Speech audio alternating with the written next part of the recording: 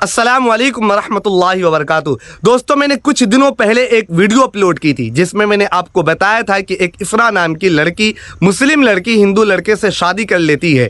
तो इस वीडियो में एक कमेंट आया, एक हिंदू भाई ने कमेंट किया कि मुस्लिम लड़कियां हिंदू धर्म में इसलिए शादी करती हैं, इसलिए हिंदू लड़कों से शादी करती हैं क्योंकि हिंदू धर्म में, सनातन धर्म में लड़कियों को देवी कहा जाता है और इस्लाम धर्म में, इस्लाम मज़हब में लड़कियों को खेती कहा जाता है।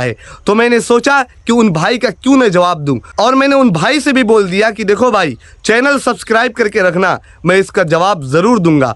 तो क्योंकि ये लोग इसी तरह हिंदू बहनों को, इसी तरह भोले भाले मुसलमानों को कन्वर्ट करने की कोशिश करते रहते हैं। देखिए, इस्लाम ने औरतों को जो मकाम और मर्तबा दिया है ये किसी मजहब में नहीं दिया गया है, और ये मैं चैलेंज के साथ कहता हूँ। अब कुरान में ऐसा क्यों लिखा गया है कि औरतें तुम्हारी खेतियाँ होती हैं, निसाउल लकुम हर्सुल लकुम, कि औरतें तुम्हारी खेतियाँ हैं?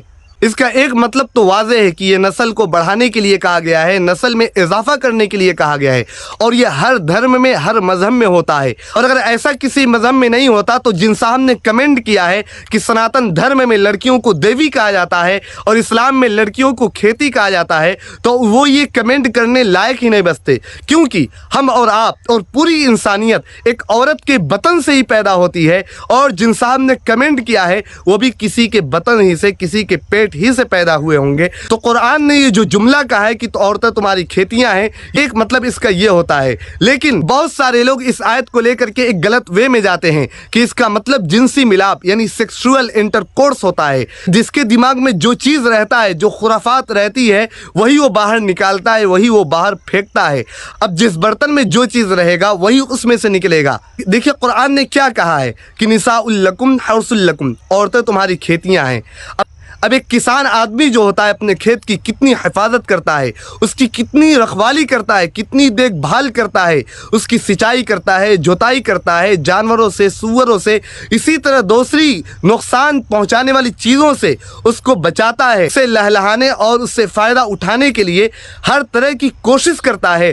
तब जा कर के उसका खेत हरा भरा होता है, तब जा कर के उसमें से हरियाली आती है। और अगर कोई शख्स ज़मीन को बंजर ही छोड़ दे, उसी तरह रहने दे, उसकी हिफाजत न करे, तो फिर वो ज़मीन बंजर हो जाया करती है, उस ज़मीन से कुछ फ़ायदा नहीं उठाया जा सकता। इस तरह औरतें होती हैं कि अगर उनकी हिफाजत न की जाए, अगर उनकी देखभाल न की जाए, अगर उनकी खुशी के सामान मुहैया न किए जाएं, इसी तरह अगर किसी औरत पर कोई गलत निगाह डाले तो उसकी निगाह को मोड़ न दिया जाए, उसके हाथों को तोड़ न दिया जाए। बशर्ते कि औरतों की जितनी भी हिफाजत की जाए वो उतना ही खुश रहती है, उतना ही वो लहलहाती है। तो जो कुरान ने खेती से ताबीर किया है वो ताज़ीम के लिए किया है, इज़्ज़त देने के लिए किया है, तज़लील के लिए नहीं किया है। ये बात दूसरे धर्मों की तो मैं पहले बता चुका हूँ कि इस्लाम ने औरतों को जो मकाम और मर्तबा दिया है वो किसी भी मज़हब ने नहीं दिया है, और ये मैं चैलेंज के साथ कहता हूँ। अब रही बात दूसरे धर्मों की, इसी तरह सनातन धर्म में भी पहले औरतों को सती हो जाना पड़ता था, यानी शौहर की चिता पर औरतें जल जाया करती थी। अगर शौहर मर जाता था तो औरतों को गलत निगाहों से देखा जाता था, उन्हें मनहूस समझा जाता था। इसी तरह अभी भी बहुत सारी जगहों पर पीरियड्स के वक्त में, हैज़ व निफास के वक्त में औरतों को अछूत समझा जाता है।